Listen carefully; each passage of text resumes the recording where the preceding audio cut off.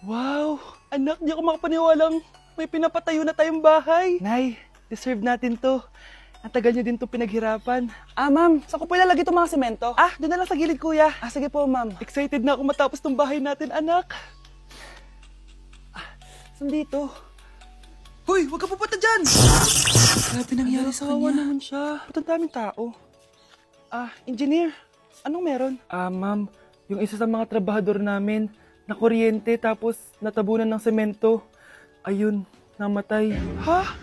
Paano nangyari yun? May nag-utos ata sa kanya na ilagay yung semento sa gilid. Madami live wire dun eh. Nay, Ang problema, ma'am, kung tatanggalin pa namin yung katawan niya sa ilalim ng semento, baka hindi agad matapos tong bahay niyo. hindi pwedeng hindi matapos agad tong bahay na to.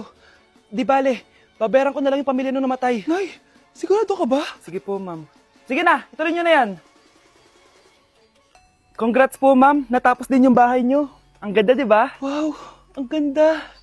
Maraming salamat, engineer. Una na po ako, ma'am. Anak, tara pasok na tayo. Wow, ang ganda ng loob. Nay, hindi talaga ako mapakali na may bangkay dito sa ilalim ng bahay natin. Huwag kang okay, anak. Kasalanan niya naman kung bakit siya namatay eh. Ay, matutulog na lang ako sa bago kong bahay. Wow, ang ganda ng kwarto ko. Ano yun? Kasalanan mo kung bakit ako namatay. Nay! Kuya, sundan mo yan. Sige po, ma'am. Sinasabi ko na nga ba eh, may tinatago ka sa akin. Ayan kuya, huminto ka dito. Magloloko ka na nga lang sa matanda pa. Hoy, bayad mo! Humanda ka talaga sa akin.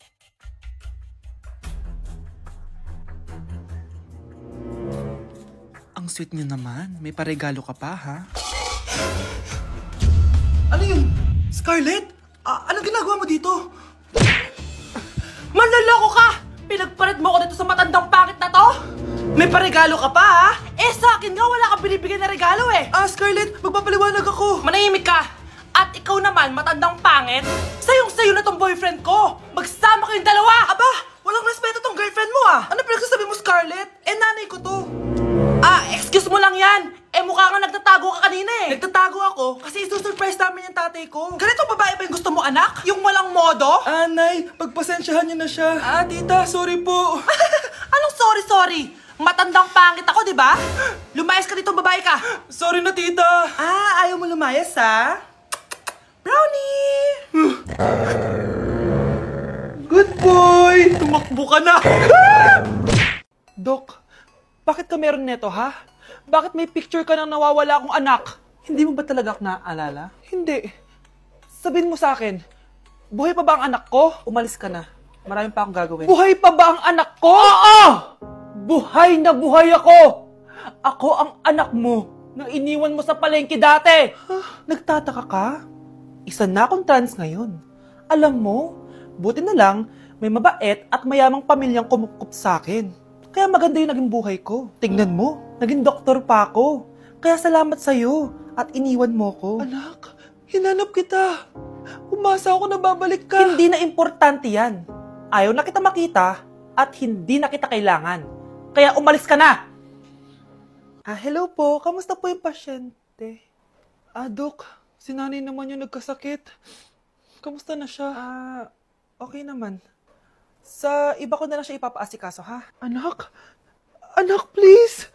Bakit anak tawag mo sa kanya, Nay? Sure ka ba na habang buhay ka magagalit sa nanay mo? Nakita ko results niya kanina. Anytime, pwede siya mawala. Magpapahangin lang ako. Nasaan na sila? Hello, nurse? Nasaan yung pasyente dito sa room 214? Anak? Ako ba hanap mo? Nay, akala ko may masamang nangyari na sa'yo. Anak, hindi na kita iiwan. Good news! False alarm lang pala yung nakita namin result sa nanay mo. Ibig sabihin, magiging okay siya. Salamat naman. Nay, ayoko na mawala ka sa akin, ha? Yay! May ate na ako! Nay, bakit po? Mga sinungaling kayo? Paano niyo nagawa sa akin to, ha? Nay, anong sinasabi mo? Hindi namin maintindihan. Ikaw, Scarlett. Sabi mo doktor ka, di ba? Bakit katulong ang trabaho mo sa New York, ha? Nay, Ikaw, Brianna, teacher ka, di ba? Bakit nakita ka nilang nasa bar at sumasayaw-sayaw ka pa? Ikaw, Michael, akala ko may engineer na ako. Ngayon pala, nangi-scam ka lang ng tao!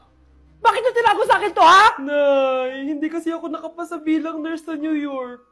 Sabi nila, mas magaling kasi talaga si Brianna compare sa akin. Kaya rumakit muna ako bilang katulong para makapag-aral ulit. Oo, Nay, sumasayaw ako sa bar. Pero di ko binibenta ang katawan ko.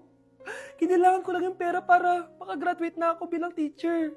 Ayoko na kasi manghingi sa iyo eh. Ang baba kasi ng sweldo ng engineer, Nay, kaya humanap ako ng paraan para kumita ng pera. Alam ko mali ang pagiging scammer pero yun ang bumuhay sa akin, Nay. Mga anak, sana sinabi niyo sa akin. Pamilya tayo dito, diba? Magtutulungan tayo. Bakit tinago niyo sa akin? Natakot kasi kami, Nay, na baka ma-disappoint ka namin. Alam kasi namin yung paghihirap mo. Mapag-aral lang kami. Anak ko kayo. Gagawin ko lahat para sa inyo. Sa tingin niyo ba hindi ko kayo tatanggapin, ha? Kaya itigil niyo na yung mga ginagawa niyo. Lalo ka na, Miguel. Opo, Nay. Sama-sama tayong bumangon. Nay, sorry. Wow, ang sweet naman. Isa ka pa. Gusto mo talaga masira itong pamilya namin, no? Lumayas ka dito, pamilyang peke. Ano? Palibhasa, di ka mahal ng pamilya mo. Mga ate, kuya, proud pa rin kami sa inyo. Mga anak, simula ngayon, sama-sama na tayo, ha?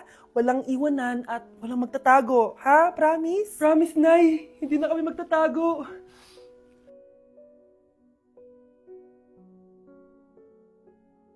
Kyle, anak, uuwi yung mga kapatid mo. Talaga, Nay? Tagal kong hinintay ito. Grabe, akala ko nakalimutan na nila tayo kasi successful na sila eh. Miss ko na sila. Tagal na din nung last na pumunta sila dito. O sige na anak, hintayin mo sila sa labas ha? Maghahanda lang ako ng kakainin natin mamaya. Uy Kyle, balita ko, uuwi yung mga kapatid mo ah. Opo, tita. Paano niyo po nalaman? Basta, siguro proud yung nanay mo kasi successful yung mga anak niya, no? Oo naman, tita. Nagbunga lahat ng paghihirap ni nanay sa kanila. Deserve nyo yan. Malapit nyo nang malaman ng totoo, walang sikretong hindi nabubunyag. Pasok na po ako, tita. Sige. Hello, Nay! Nandito na yung anak mong doktor, all the way from New York! Hi, Nay! Nandito na yung anak mong teacher, all the way from Central Elementary School! Hello, Nay. Nandito na yung anak mong engineer. Naiyak naman ako. Nakumpleto din kayo magkakapatid. Sana nakikita to ng tatay niyo. Masaya ako na nandito kayo, ate, kuya. Sana maging successful din ako na kagaya niyo. O siya na, kumain na kayo ha? Galing pa kayo sa malalayo eh. Wow naman, Mare. Bigatin na yung mga anak mo. Saya-saya. Oo naman, Mare. Ilang taon din akong kumayod para mapagtapos lang sila. Pero worth it naman, di ba? Teka, Mare, para mas masaya, may kailangan kang malaman. Oh, ito. Ha? Ano to, Mare?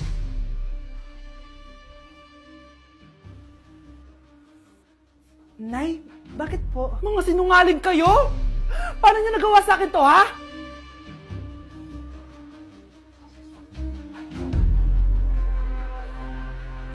Anak? Oh, Nay, gising ka pa? May ibibigay lang ako sa'yo.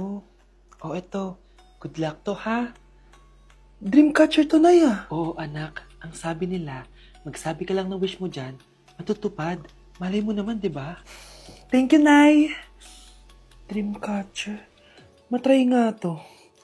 Sana maging top 1 ako sa klase namin. Anak! Congrats! Bakit po, Nay? Ikaw daw ang top 1 sa klase nyo! Totoo ba, Nay? Totoo nga to.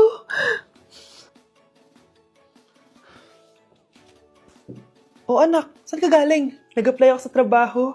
Ayoko naman maging pabigat sa inyo habang buhay. Sana makabawi na ako sa inyo. Ba't di mo nalang i-wish yan sa Dreamcatcher? Malay mo naman, di ba? Oo nga no, Nay. Nay! Tanggap na ako sa trabaho! Ang laki pa ng sahod ko! O, di ba? Sabi ko naman sa'yo, anak eh. Deserve mo yan. Nay, sa wakas, makakabawi na rin ako sa inyo. Bes, alam mo, ang yaman mo na.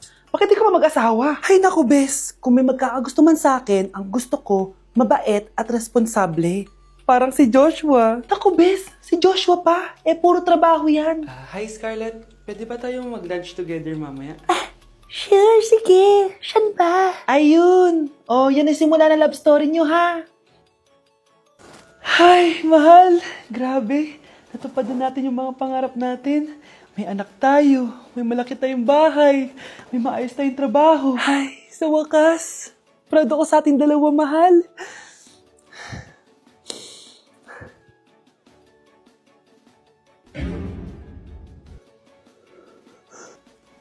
Mahal? Anak ko, binili ko to para sa'yo. Bagay sa'yo to. Ang ganda, diba? Wow, Nay, ang ganda. Parang ang feeling yan pag sinuot ko yan. Sana may ganyan din ako kagandang damit kagaya ni ate. Ayan, marunong ka na magdilig, anak. Ang dali lang pala nito, Nay. I love you, anak. Mahal din kita, Nay. Sana may ganyan din kaming banding ni nanay. Ah, nagugutom na ako. Nay, may ulam pa? Ay, sorry anak. Kinain na kasi ng ate mo yung ulam eh. Sige Nay, di na po pala ako gutom. Sana pinagtitira din ako ni nanay ng ulam. Alam mo, Bes, favorite talaga ng nanay ko yung ate ko. Feel ko tuloy, ampun lang ako. Bes, what if hanapin mo yung birth certificate mo? Malay mo, ampun ka lang talaga. Asan yung birth certificate ko? Kay ate to ah. May stage 4 cancer si ate. Oo, anak. May cancer ang ate mo. Anay! Kaya palagi nasa ate mo yung attention ko kasi ine-enjoy ko lang lahat ng oras na nabubuhay pa siya. Nay, sorry kung nagduda ako kung anak mo ba talaga ako. Ngayon, alam mo na, anak. Ano, Nay? May cancer ako? Kailan niyo balak sabihin sa akin to, ha? Anak! Kaya di ko sinasabi sa'yo kasi baka di mo kayanin. May cancer ako.